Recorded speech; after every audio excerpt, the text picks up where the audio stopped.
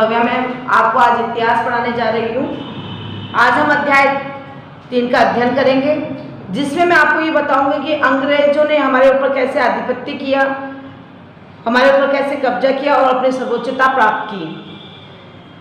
इसमें हम आज टॉपिक पढ़ेंगे अंग्रेजी साम्राज्य का प्रतिकार एवं संघर्ष, कि अंग्रेजी साम्राज्य की स्थापना कैसे हुई हमारे भारत में और हम लोगों ने उनको दूर करने के लिए, उनको हटाने के लिए हमारे देश से हमने क्या क्या संघर्ष किया, इसके बारे में हम आज जानकारी लेंगे। देखिए, पश्चिमी देश के सभी जो देश थे उन्होंने हमारे देश में आए और अपने उपनिवेश बनाए और अपने उद्देश्यों की पूर्ति की। वैसे ही अंग्रेज भी हमारे यहाँ पे आए, क्योंकि हम बहुत ही समृद्धशाली देश था, हमारा सोने की चिड़िया कहलाता था। तो अंग्रेज यहाँ पे आए, एक व्यापारी बनकर आए और उन्होंने धीरे धीरे अपने उपनिवेश बनाए, कोठियाँ बनाई और हमारे यहाँ पे अपना साम्राज्य स्थापित कर लिया। अंग्रेजों के साम्राज्य स्थापित करने का सबसे बड़ा जो रीजन रहा वो हमारी कमी थी। क्या कमी थी?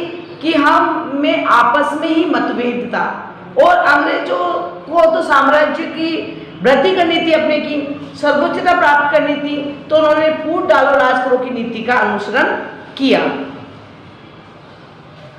देखिए, जो हमारा चालू है वो 1757 ईस्वी से 1857 ईस्वी तक स्वतंत्रता की चेतना रही।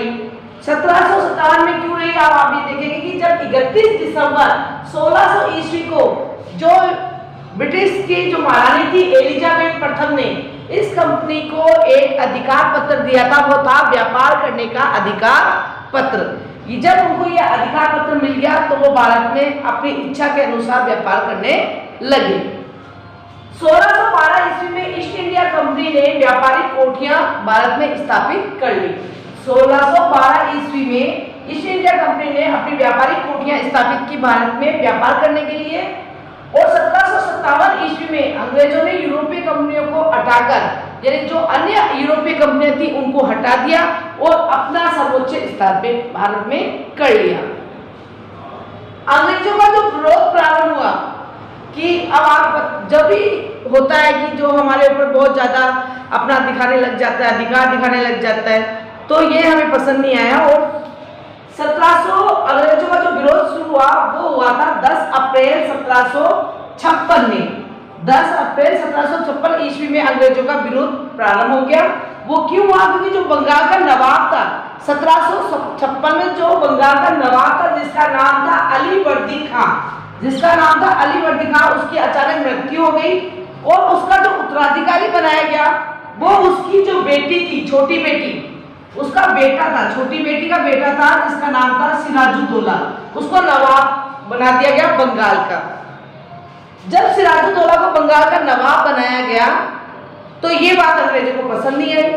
उन्होंने सिराजुद्दौला का विरोध करना चालू कर दिया और जो सिराजुद्दौला के विरोधी थे उनको संरक्षण देना चालू कर दिया।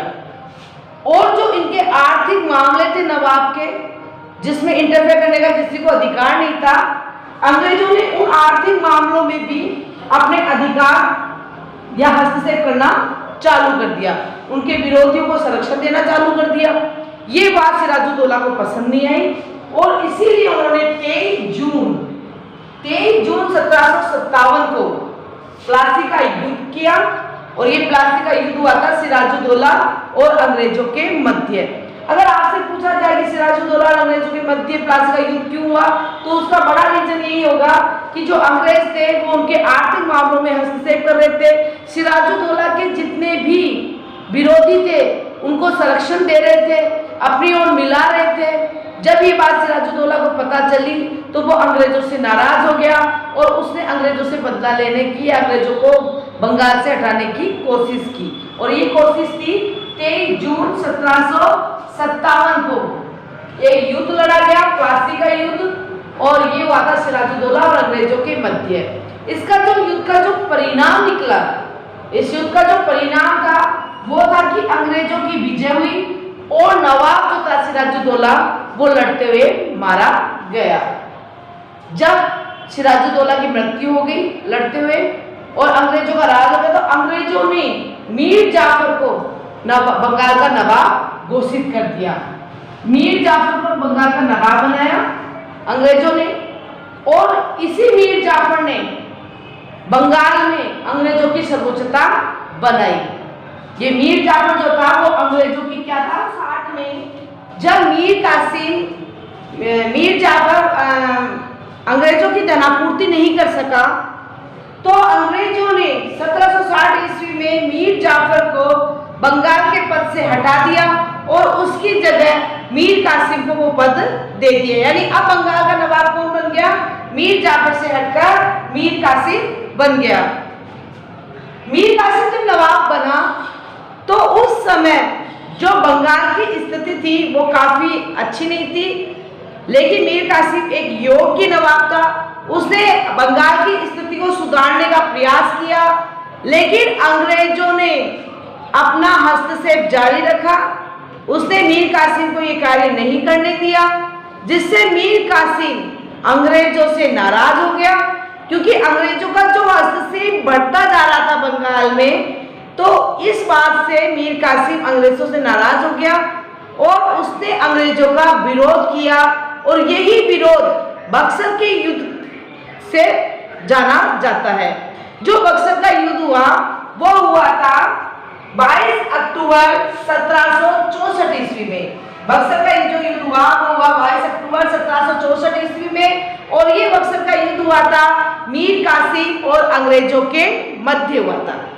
इसमें जो परिणाम निकले इस युद्ध के, बक्सर के युद्ध के, वो परिणाम ये थे कि मीर कासिम की पराजय हुई और अंग्रेज जीत गए, और अंग्रेजों को 3 राज्यों के, बंगाल, बिहार, उड़ीसा, 3 राज्य थे।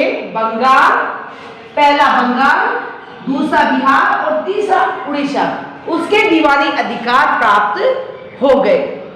इस प्रकार बंगाल का जो साम्राज्य था वो कमजोर हो गया, अंग्रेजों की सर्वोच्चता हो गई, बंगाल में पूर्ण रूप से लागू हो गई और उनका आधिपत्य अंग्रेजों का हो गया।